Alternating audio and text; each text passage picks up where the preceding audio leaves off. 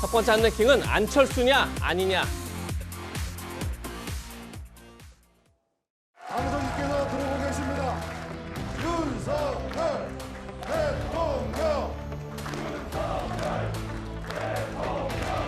자,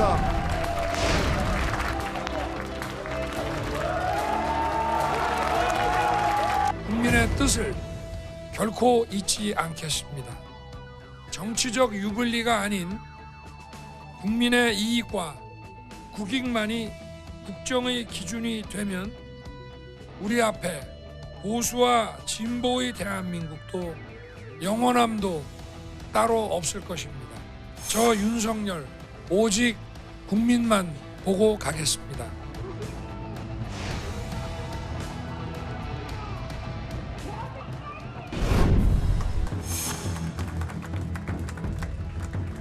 여러분은 최선을 다했고 또 성과를 냈지만 이재명이 부족한 0.7%를 못 채워서 진 것입니다. 모든 책임은 이 부족한 후보에게 있습니다. 진 사람한테 꽃다발입니다.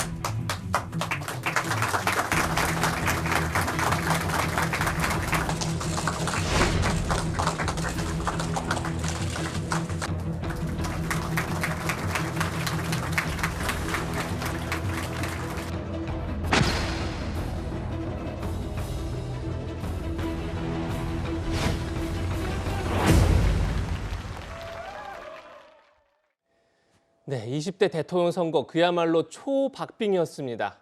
윤석열 대통령 당선인과 이재명 전 경기도지사 최종 득표율 차이는 불과 0.73%포인트에 불과했습니다.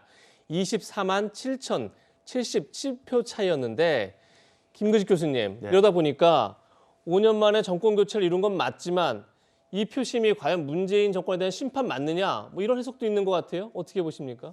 막판에 사실상 그 여야 그리고 진보 보수의 유권자층이 최대한 결집이 되는 양상이었던 것 같아요. 그러다 보니까 뭐 당연히 안철수 후보가 단일화되니까 뭐 제3지대가 더 협소해지고 또 심상정 후보를 지지했던 기존의 정의당 지지층도 양 진영이 결집하면서 사실상 이재명 후보에 많이 갔던 흔적이 있는 것 같습니다. 그러다 보니까 최대한 결집이 되면서 정말 박빙의 승부세를 보인 것 같은데 정권 교체는 있지만 정권 심판은 없었다라고 말을 할 수 있습니다만 제가 보건대 역대 비호감 대선이라고 하지 않았습니까? 그러다 보니까 윤석열 후보에게 선뜻 마음이 가지 않는 정권 교체를 바라는 유권자도 있었고 또 이재명 후보를 차마 찍을 수 없는 또 문재인 정부를 지지하는 사람도 있었기 때문에 그런 좀 박빙의 승부가 벌어졌다고 생각을 하고요. 제일 중요한 건 그럼에도 불구하고 0.78%, 73%포인트로 이길 수 있었던 힘은 아슬아슬했지만 그래도 정권 교체라는 큰 그릇의 힘이 결국 국민의 민심을 거역할 수가 없었고 그것이 결국은 막판에 뒤집기에 결국 이재명 후보가 성공하지 못한 게 아닌가 저는 그렇게 생각합니다. 네. 최재명 교수님, 지금 김근식 교수 얘기는 비호감 대세다 보니까 윤석열 당선 정권 교체를 원하지만 윤석열 당선인을 찍을 수 없었던 사람도 있었을 테고 또 반면에 문재인 대통령을 지지하면서도 이재명을 찍을 수 없었던 사람도 있었을 테고 그럼에도 불구하고 정권 교체라는 그 큰 힘이 이번 대선을 어쨌든 정리한 거다 이렇게 지금 얘기하신 것 같은데 동의하십니까? 그러니까 정권 심판이나 정권 교체론이 없었으면 불가능했죠. 저는 그렇게 봐요. 왜냐하면 인물론으로 갔다고 하면 윤석열 후보가 패배했을 가능성이 저는 높다고 보거든요. 그러니까 윤석열 후보가 당선될 수 있었던 것은 그야말로 정권 교체, 정권 심판론이 가장 크게 작동했던 선거였다. 물론 막판에 가서 이제 그 차이가 0.73%니까 뭐 아주 미세한 차이지만 결국은 이제 그 정권 심판이라고 했던 그 구도 자체가 계속 끝까지 오면서 그게 힘을 발휘하지 않았으면 사실은 결과가 달라질 수도 있을 거라고 저는 생각해요. 그러니까 인문론과 구도론 사이에서 결국은 뭐 결과론적으로 보면 별 차이가 없지만 구도론이 이겼다고 볼 수밖에 없죠. 뭐 어쨌든 0.73%도 뭐 차이는 차이니까요. 그러나 이제 저는 이런 과제도 안 났다고 생각해요. 윤석열 당선인이 앞으로 그러면 이제 절반밖에 이제 그 지지를 못 받은 거잖아요. 그만큼 윤석열 후보에 대한 불안감이 있다고 하는 것은 국민들 절반 정도가. 이제 윤석열 후보가 앞으로 해결해야 될 문제다. 저는 그렇게 봅니다. 네, 윤석열 당선인 취임은 5월 10일, 앞으로 2달이 채 남지 않은 상태입니다. 이 기간 동안에 10년 만에 새 정부 인수위원회가 가동합니다. 이르면 내일 인수위원장이 발표될 것으로 보이는데 안철수 국민의당 대표가 인수위원장을 맡을지 여부에 관심이 모아지고 있습니다. 윤석열 당선인과 안철수 대표 어제 도시락 점심 식사를 하면서 2시간 이상 함께 있었는데 어떤 대화가 오갔는지 직접 들어보시죠. 오늘 인사에 대한 이야기는 나누지 않았습니다. 국정 전반 현안에 대해서 논의를 했습니다. 인수 얘기가 안 나올 수가 없을 것 같은데요. 저 인사에 대해서는 오늘 전혀 이야기 나누지 않았습니다. 굉장히 광범위한 전체적인 방향이었습니다. 두 분이 인사 문제는 말씀을 안 하셨대요.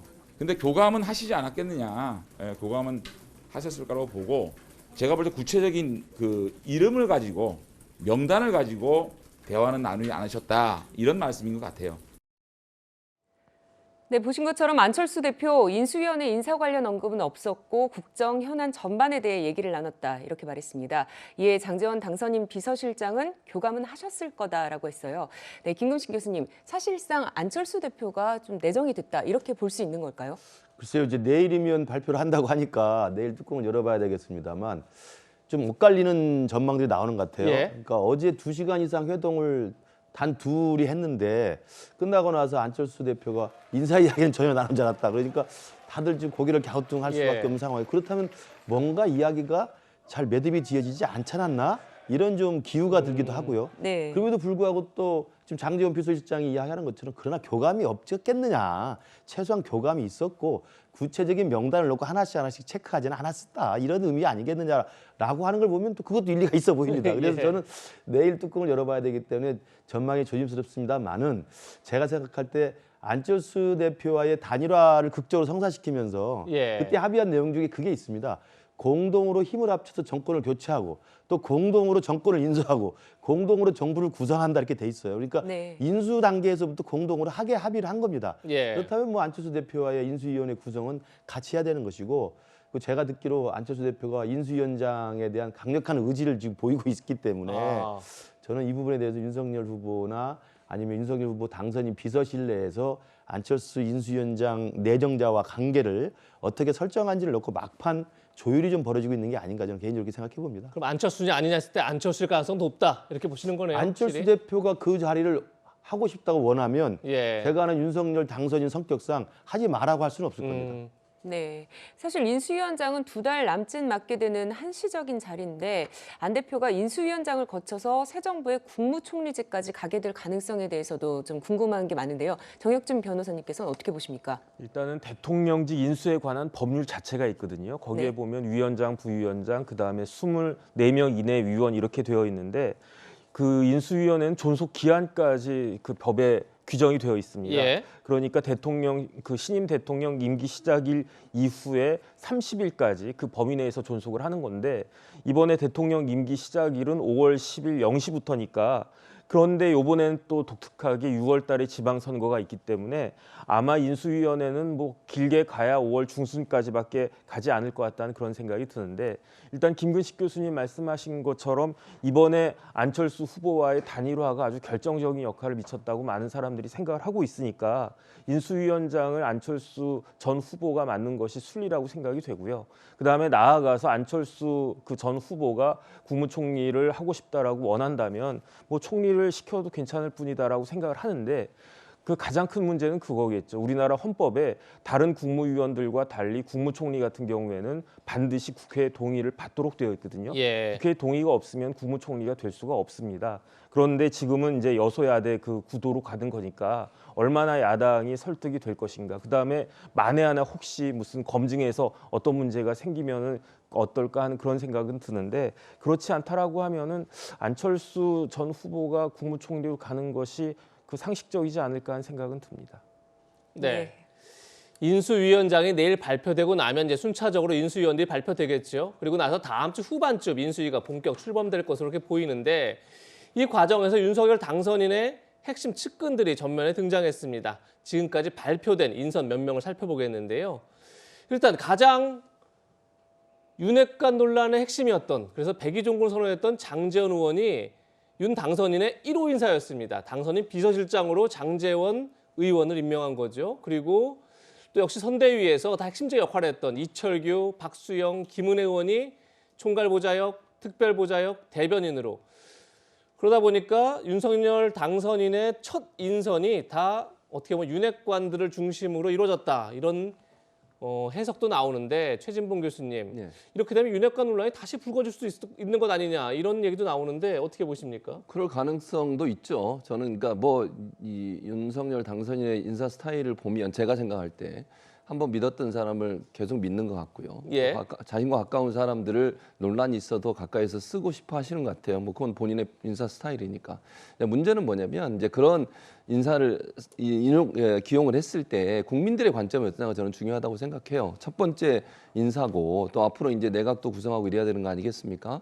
그런 상황에서 국민의 눈높이와 맞지 않게 되면 사실은 실망하는 여러 가지 여론들이 생길 수 있어서 그건 본인한테 부담이 될 거라고 저는 봅니다. 특히 이제 탕평책을 쓰겠다, 협치하겠다 이런 얘기를 여러 번 하셨는데 예. 그런 부분들은 인사에서 가장 먼저 드러나게 돼 있거든요. 근데 그런 부분들이 잘 드러나지 않게 되면 본인의 말과 여러 가지 결과들이 다르게 되면 국민들로부터 실망을 받을 수도 있고 또 하나는 이제 측근이라고 소위 얘기하는 가까이 있는 분들이 인사를 하고 나서 그분들이 만약에 어떤 형태의 문제가 발생하게 되면 그 직격탄을 맞게 되는 거거든요. 예. 당선인이나 아니면 이제 대통령 입장에서는 그런 부분도 잘 고려하실 필요가 있다. 인사야 본인이 하시는 거니까 그건 본인 마음대로 하실 수 있지만 국민의 눈높이와 맞지 않았을 때는 그 여론이나 또는 국민의 어떤 그 지지가 상당 부분 흔들릴 수도 있다는 부분도 고려할 필요가 있다는 생각이 듭니다. 네, 물론 지금 보시는 것처럼 당선인 비서실 인선이기 때문에 어떻게 보면 윤 후보랑 가장 가까운 인사들을 인선할 수밖에 없는 그런 측면도 있을 것 같습니다. 네, 하지만 벌써부터 일각에서는 장제원 당선인 비서실장의 행보를 두고 뒷말이 나오고 있습니다. 영상으로 먼저 보시죠.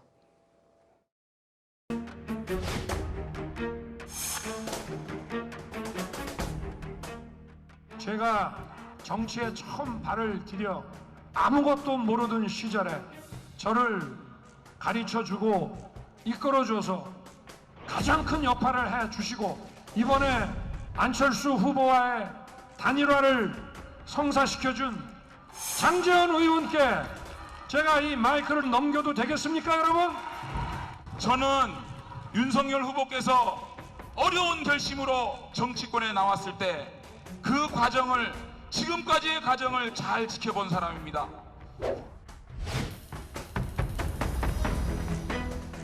현판식은 언제쯤으로 저희가 예상하면 돼요? 또 박근혜 정권 인수위가 아마 2주 걸렸죠? 2주보다는 당기겠습니다. 조직도는 초안을 제가를 받았어요. 7개 분과로 예정하고 있습니다.